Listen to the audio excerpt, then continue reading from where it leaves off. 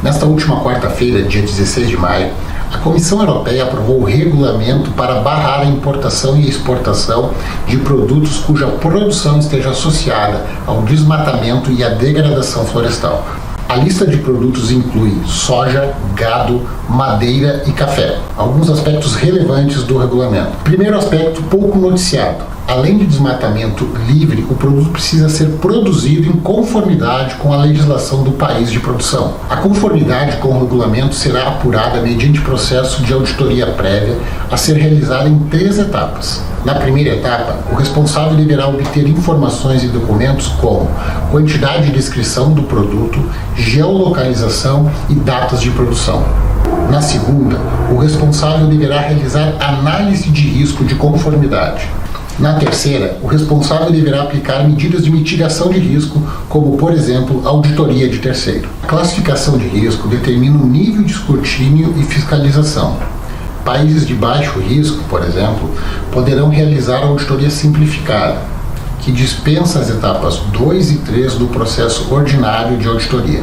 Cada Estado-membro indicará a sua autoridade competente para realizar a fiscalização do regulamento. Anualmente, a autoridade competente deverá fiscalizar pelo menos 1% de operadores de países de baixo risco, 3% de operadores de países de médio risco e 9% de operadores de países de alto risco.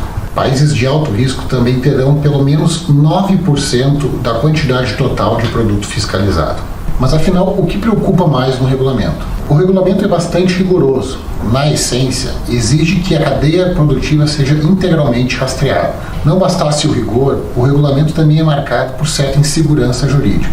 O artigo 9, por exemplo, exige que o responsável pela auditoria obtenha informações verificáveis, adequadas e conclusivas de que o produto é oriundo de desmatamento livre e foi produzido em conformidade com a lei do país de produção. Outro motivo de preocupação está relacionado aos critérios de avaliação de risco de países.